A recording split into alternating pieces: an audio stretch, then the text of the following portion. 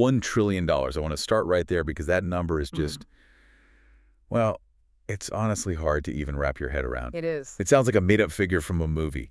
But according to the data we're looking at for 2025, that is the actual size of China's trade surplus. It is a staggering figure. I mean, to put it simply, China exported $1 trillion more in goods than it imported. Wow. And a number like that isn't just a statistic about shipping containers. It's a gravitational force. Yeah. It is fundamentally reshaping the global economy as we speak. Exactly. And that right there, that brings us to the mission for this deep dive. We're unpacking a really detailed analysis from the wealth historian. And the core argument is fascinating because it connects dots that I think most people miss. Right. You know, usually we see two separate headlines. On one page, you have China's economy is slowing down, and on another, you see Germany's industry is collapsing. Yeah, you tend to see them as isolated events. One's an Asian story, the other's a European story. But today, we're going to see how this is actually one massive interconnected disaster. It's a historic realignment. We are witnessing what the source calls the slow-motion collapse of Germany's industrial engine, and it is being directly fueled by China exporting its own domestic economic crisis. So if you're listening and wondering, why should I care about trade deficits or, factories in Stuttgart? This is why. We are talking about the end of an era where Europe was the workshop for high-end goods. This affects jobs, prices, the stability of the entire Western economy. It really does. So let's unpack this. We have to start with that $1 trillion number. What is actually driving a figure that big? Well, to get the surplus, you have to look inside China's economy. A trade surplus that large isn't necessarily a sign of strength, which is what we, intuitively think. Right, you think more exports equals good. Exactly. But in this case, it's a symptom of a desperate imbalance. China is relying more and more on selling things to the rest of the world because its own people just aren't buying enough. The source pointed out something really interesting about the data here. Official Chinese stats claim that net exports contributed about, 29% to their GDP growth? 29%. Which sounds significant, but maybe manageable. But then you have outside researchers, like the Rhodium Group, looking at the same period. And they come to a very different, much more alarming conclusion. The Rhodium Group suggests the real figure is actually over 50%. Over 50%? Over 50%, yeah. That is wild. Think about the implications of that for a second. More than half of the growth of the world's second largest economy is coming strictly from trade. For an economy that has been promising for years to transition toward domestic consumption, getting their own middle class to buy things, this is a massive step backward. They aren't just relying on exports, they're addicted to them. So the natural question is, why? Why is Beijing pushing exports so aggressively right now? Why not just pivot to the domestic market like they said they would? Because they're trapped in a deflationary spiral. Yeah. It's really the only lever they have left to pull. The source details this vividly. Home prices in China, they've been falling for 4.5 years straight. 4.5 years. I mean, we all remember the 2008 housing crash in the U.S. That was devastating. People lost everything. Right. But it did eventually bottom out and recover. This is on par with 2008 in terms of wealth destruction, but the difference is in China, it's still accelerating. It hasn't found the bottom yet. Wow. And you have to remember, in China, the stock market isn't where most regular people keep their wealth. It's real estate. Okay. So because so much household wealth is tied up in property, consumer confidence has absolutely cratered. People just feel poorer. They feel significantly poorer, so they don't spend. Domestic demand is in free fall. And it's not just homes, right? It's hitting the industrial side, too. The factories are feeling it. Correct. Producer prices, so essentially what factories charge for goods, they've been in deflation for over 3 years. 3 years. And the forecast for 2026 is still negative. This is the longest deflationary streak on record for them. So you have factories churning out goods just to keep people employed and the lights on, but the domestic buyers have vanished. Okay, hold on. If I'm the Chinese government and I see this happening, my people aren't spending, property values are tanking, don't I try to fix that? Don't I try to get cash in people's pockets? I mean, that seems like economics 101. You would think so. That's the standard economic playbook the West would use. And in December, the Chinese leadership actually did acknowledge the problem. They admitted there's a, quote, problematic imbalance between strong supply and weak demand. Okay, so they see it. They see it, but their solution, it was tiny. Yeah, I saw this in the notes, a trade-in program for consumer goods. Exactly. They allocated about $9 billion for it. $9 billion. In an economy that size, that seems like Nothing. It sounds like a lot of money to us, but when you do the math, it's only 0.2% of their first quarter GDP. It's a drop in the bucket. It does essentially nothing to move the needle. But why? If the problem is people aren't spending, why not do a big stimulus check? Why not boost the social safety net so people feel safe enough to spend? This is where the politics come in. The source mentions that President Xi prioritizes control and technological supremacy over a consumption-led economy. Yeah. Giving cash directly to households, that's seen as welfarism. Yeah. It doesn't build national power in their view. They view consumption as a soft metric. So they'd rather build factories than shopping malls. Precisely. The strategy is to bet everything on high-tech manufacturing. They're pouring massive state resources into EVs, solar panels, semiconductors. But because the domestic market is weak, this creates massive overcapacity. They are making far more than China can possibly use. So they have only one option left. Export the flood. And this is where it gets really interesting for anyone watching global trade. Because we hear about U.S. tariffs, right? We know the U.S. is trying to block some of this. But the data shows China has found a loophole. It's the transshipment tactic. The source highlights this fascinating correlation. As China's exports to the U.S. fall, their exports to ASEAN countries, places like Vietnam, Thailand, Malaysia, rise by almost the exact same amount. That is sneaky. So they ship it to Vietnam, maybe do some minor assembly, slap a Made in Vietnam label on it, and then send it on to the West. Essentially, yes. They are using Southeast Asia as a logistics hub, almost like a laundromat for origin labels, to bypass tariffs and continue dumping goods globally. And when you say dumping, let's just clarify that. We're not just talking about selling cheap stuff at Walmart. No, dumping has a specific economic meaning. Because of that deflation we talked about and the state subsidies, they are selling these goods at rock-bottom prices, sometimes at prices that don't even cover the cost of making them. Wow. They just need to keep the factories running to avoid unemployment. So what they're doing is they're exporting their deflation to us. Which brings us to the victim of this flood. We've set the stage with China, but now we have to look at who is getting crushed by this. And the source is very clear. It's Germany. It is. The situation in Germany is, frankly, dire. The data shows Germany's economy contracted by 0.2% in 2024. That's after shrinking 0.3% the year before. And just to give that some context, because 0.2% can sound like a rounding error. Yeah. Germany was the only G7 economy to shrink in 2024. The only one. The U.S. grew, the U.K. grew, even France and Italy managed some growth.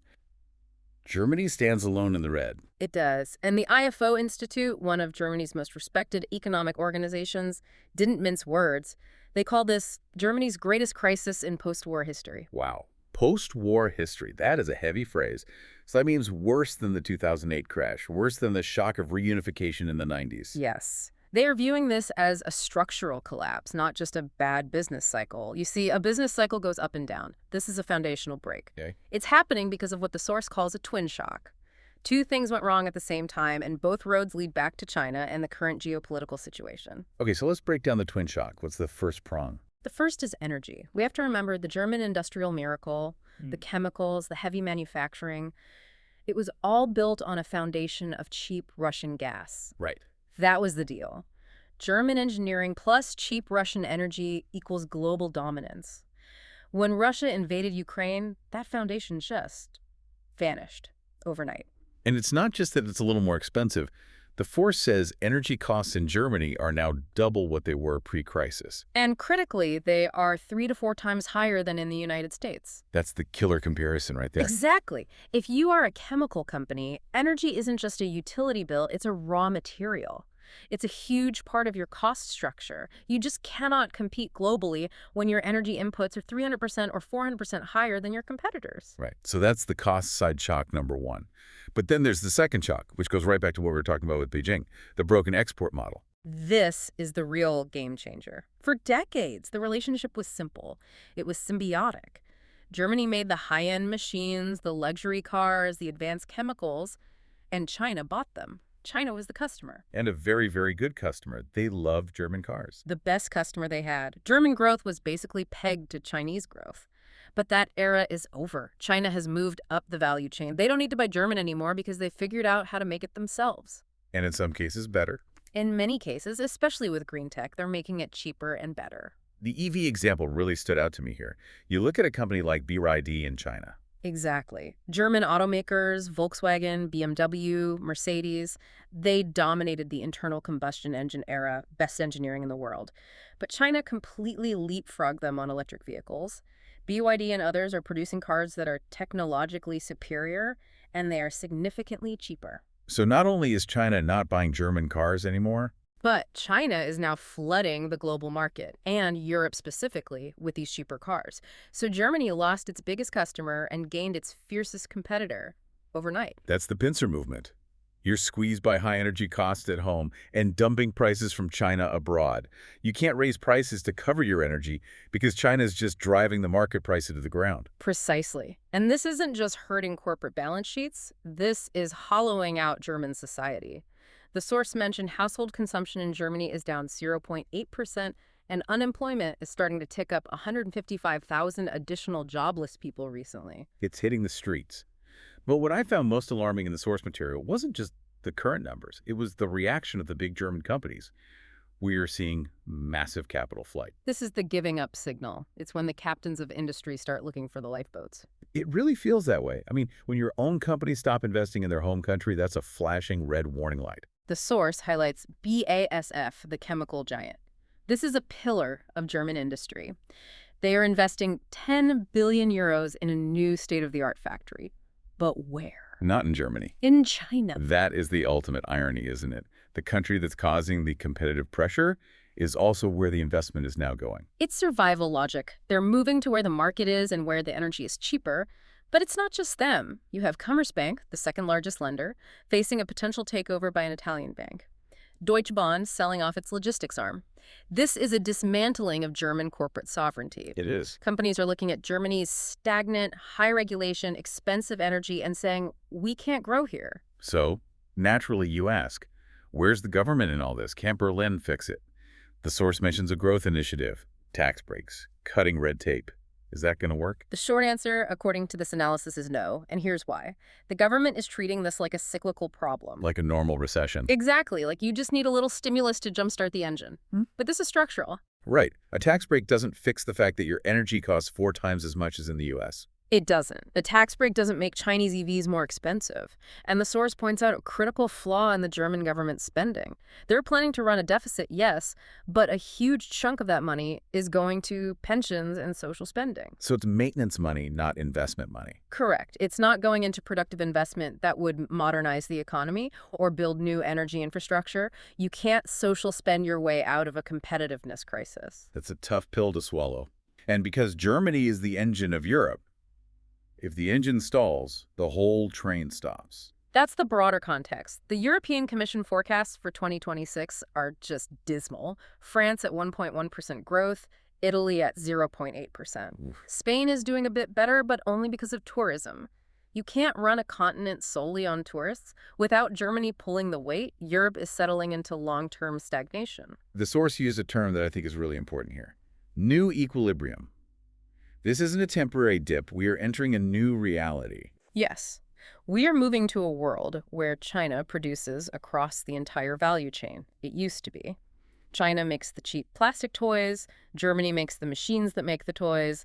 Now China makes the toys, the machines, the cars, and the chips inside the cars. Some economists in the source even called this economic warfare. It's a strong term, but the mechanics fit. By keeping their factories running at a loss, subsidized by the state, China is effectively destroying the industrial base of their competitors. China claims it's just market forces. Survival of the fittest. Right. But when the state is subsidizing the losses, is it really a free market? So let's bring this back to the listener. We've got the macro picture. What does this actually mean for daily life in the West? Because on one hand, cheaper stuff sounds pretty good. It's a mixed bag with a nasty sting in the tail. In the short term, as a consumer, you might see cheaper goods. If China is dumping EVs and solar panels, yeah, prices go down. That sounds great for your wallet today. Who doesn't love a bargain? Right. But the flip side is the destruction of the income you need to buy those goods. For workers, specifically in manufacturing, this means job losses and wage stagnation. If you work in an industry that competes with China, which is almost everything now, Your employer is under immense pressure. To cut costs or just close down? Exactly. And for governments, It's a nightmare. it is. You lose tax revenue from those companies and workers, while at the same time you have to pay more in unemployment and social support. It strains the social safety net, which we're seeing in Germany right now. It sounds like we're painting a picture of a cornered West. Are there any solutions on the table? What happens next? The outlook is complicated. The source outlines a few scenarios, none of them easy. First, China isn't going to rebalance on its own. We discussed this. Xi Jinping has made it clear he won't pivot to a consumption-based model, so the export flood will continue. Which leaves the West with tariffs. We build a wall. Tariffs are the most likely tool, but they come with heavy risks. If Europe and the U.S. wall themselves off, you risk a full-blown trade war, which could trigger a global recession. And for Germany, tariffs don't solve the energy cost problem. Right. You can put a 100% tariff on a Chinese car, but that doesn't make a German factory any cheaper to run. And you can't just rebuild competitiveness overnight. You can't just invent a new cheap energy source tomorrow to replace Russian gas. No, the consensus seems to be that we are entering a prolonged period of slow growth and industrial decline in Europe. The wealth historian calls it a historic realignment, where the West is simply on the losing end. It's a heavy realization. I mean, we grew up with this assumption of Western industrial dominance, German engineering being the gold standard. And that standard is being challenged, if not overtaken. The alarming part is that capital, the money itself, is voting with its feet. When German money leaves Germany for China, that tells you everything you need to know about who the market thinks is winning. So we are left with this massive shift, a $1 trillion surplus reshaping the entire map. And a Europe that needs to figure out what its identity is if it's no longer the world's workshop. That leads perfectly to our final thought. We always like to leave you with something to chew on. If this era of Western industrial dominance is truly ending, what replaces it? Are we looking at a future where Europe becomes essentially a museum for tourists, a place with great history and culture, but where all the actual production and innovation has moved east? It's a provocative question. If production moves entirely to Asia, does the political power inevitably follow? Can you be a superpower without factories? History would suggest no. Something to think about next time you see a headline about trade deficits or a local factory closing. It's not just local news, it's part of this massive global puzzle. Absolutely. That's it for this deep dive. We hope this helped you connect the dots between that $1 trillion number and the changes happening in the global economy. Keep an eye on those trade flows. They tell the real story. Thanks for listening. Catch you next time.